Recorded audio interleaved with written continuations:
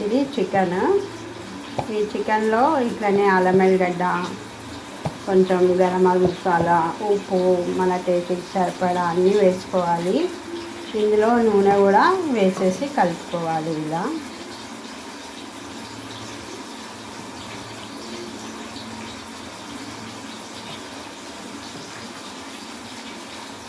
ఇవన్నీ వేసి మంచిగా దీన్ని మిక్సీ చేసుకోవాలి. కొంచెం కొత్తిమీర పుదీనా కూడా వేసుకోవాలి.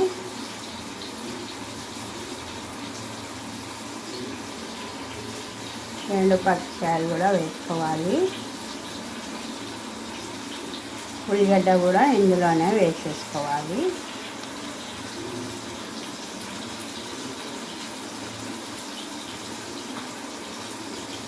ఇలా అన్నీ వేసి దీన్ని మంచిగా మిక్స్ చేయాలి.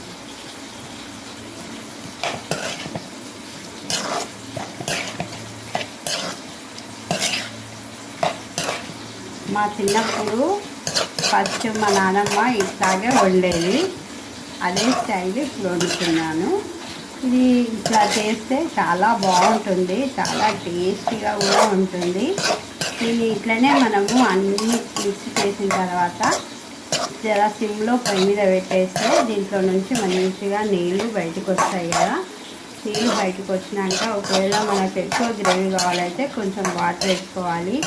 ఎక్కువ గ్రేవీ వద్దనుకుంటే అది చాలు అనుకుంటే అట్లానే కూడా తినొచ్చు. చాలా బాగుంటుంది. మీరు కూడా ఒకసారి ట్రై చేయండి. Thanks for watching. మా ఛానల్ను షేర్ చేయండి, సబ్స్క్రైబ్ చేయండి, మంచి కామెంట్స్ పెట్టండి. మళ్ళీ ఇది ఇప్పుడు పొయ్యి మీద పెట్టిన తర్వాత అయిన తర్వాత చూపిస్తాను. చూస్తున్నారు కదా, మంచిగా ఇలా గ్రేవీ కూడా వచ్చింది. మంచిగా ముక్కలు కూడా ఉడికిపోయినాయి. ఇది మా నాన్నమ్మ చేసేది అప్పుడు, ఇప్పుడు మళ్ళీ నేను చేశాను. చాలా బాగుంటుంది టేస్ట్. మీరు కూడా ఒకసారి ట్రై చేయండి. ఎలా ఉందో చెప్పండి. Thanks for watching.